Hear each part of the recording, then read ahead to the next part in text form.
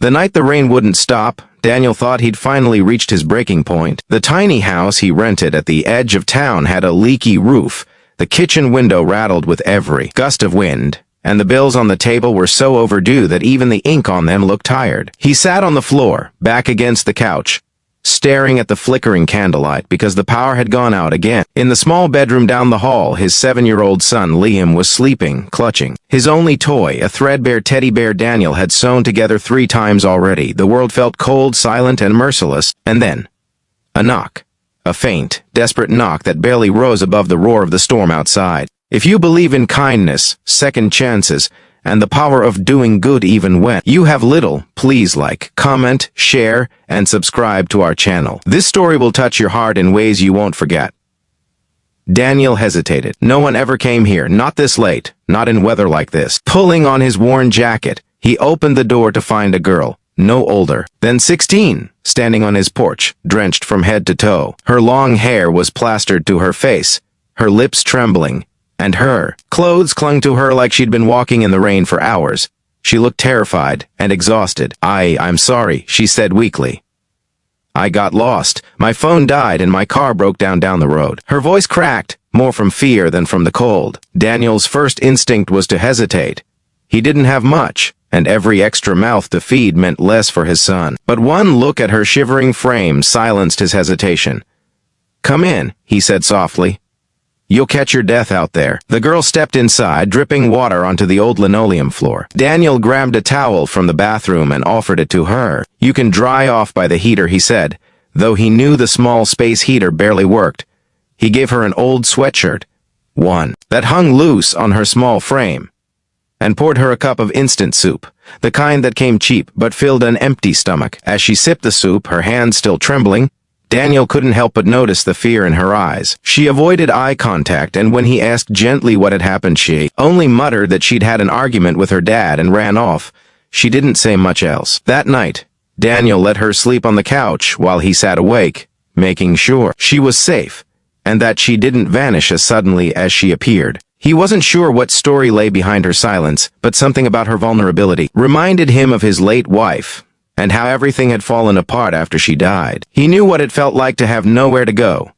The next morning, sunlight finally broke through the clouds. Daniel woke early to make oatmeal, plain but warm. The girl woke up slowly, blinking in confusion, as though she couldn't quite believe where she was. Liam, curious and full of childish warmth, peeked around the corner, clutching his teddy bear. Dad, who's that? He whispered. Daniel smiled faintly.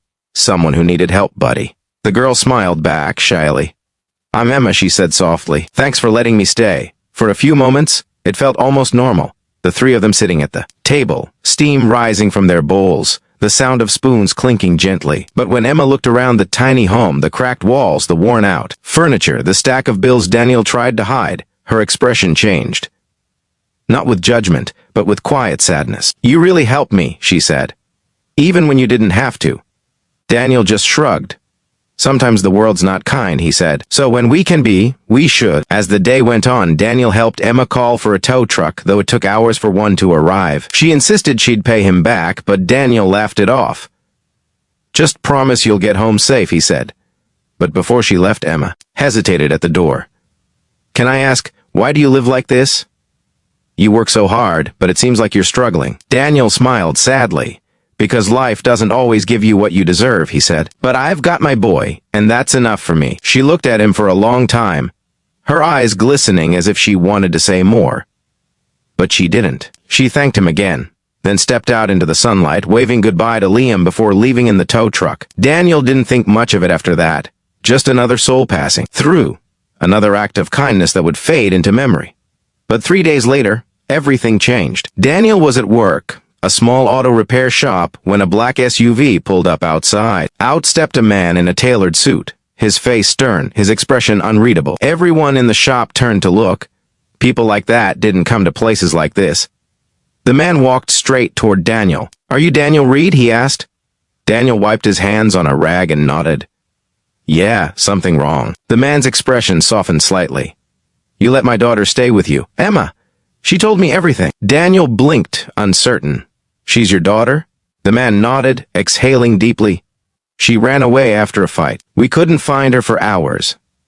I don't even want to imagine what could have happened if she hadn't found someone like you." He paused, studying Daniel's modest surroundings. "She said you treated her kindly. Like family." Daniel felt awkward. "I just did what anyone would have done," he said.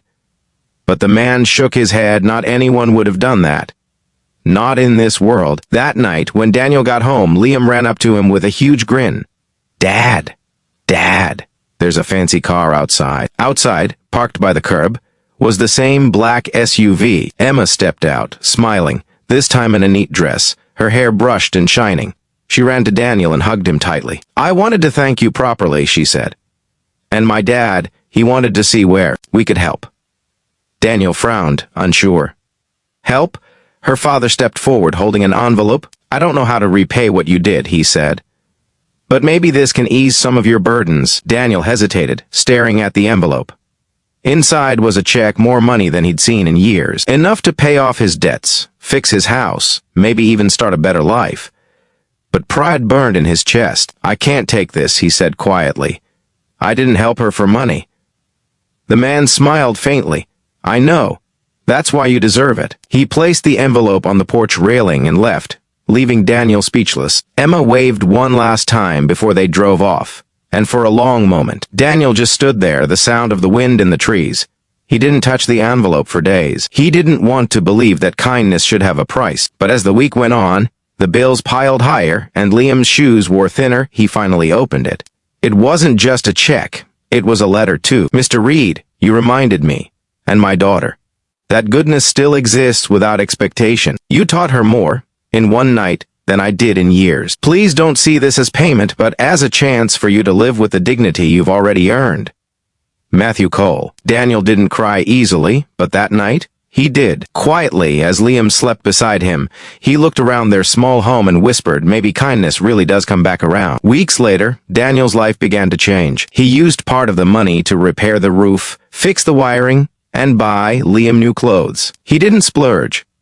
He invested in what mattered. He even managed to open a small independent workshop of his own, a dream he'd buried long ago. It wasn't grand, but it was his. Then one afternoon, as he was closing the shop, a familiar voice called out, "Need any help, Mr. Mechanic?" He turned to see Emma, smiling, holding 2 cups of coffee. "My dad said I should learn how real people live. So, can I work here? Part-time?" she asked. Daniel laughed. "You sure you want to trade luxury for oil stains and busted engines?" She grinned. "You'd be surprised how much I've got to learn." And just like that, something beautiful began to grow. Not romance, but a bond built on gratitude, respect, and the kind of understanding that crosses every divide. Emma became like a big sister to Liam, often coming by to help with homework or to bring them groceries when Daniel wasn't looking. Her father, Matthew, occasionally stopped by too, his demeanor softening each time, until the walls around his heart slowly broke down. Months passed, and Daniel realized that the stormy night had been a turning point. Not just for Emma, but for him. That one act of kindness had rippled outward, changing lives he never thought he'd touch. One day, as they all stood outside the workshop, Daniel, Liam, Emma, and Matthew, watching the sunset paint the sky in shades of orange and pink, Matthew turned to him and said, "You know, I've built company worth millions, but I've never seen anyone richer than you." Daniel smiled humbly, looking down at his son, then at Emma, who was laughing as Liam chased her around the parking lot. "I'm not rich," he said softly. "I just stopped waiting for the world to be kind and started being kind to the world." If this story touched your heart, please like, comment, share, and subscribe. Your support helps us share more stories that remind people that good hearts still exist, even in the hardest times. Before we end, we'd love to know, what's one act of kindness you've witnessed that restored your faith in humanity? Leave your answer in the comments below. We read every one of them. As the sun dipped below the horizon, Daniel took a deep breath, feeling something he hadn't felt in years: peace. The rain that had once drenched his world in despair had washed something clean instead. Sometimes, life doesn't give you what you deserve. It gives you what you need, just when you've almost stopped believing. And for Daniel, a poor single dad who once thought kindness had no place left in his life, it had found him again, in the form of a lost girl on a stormy night.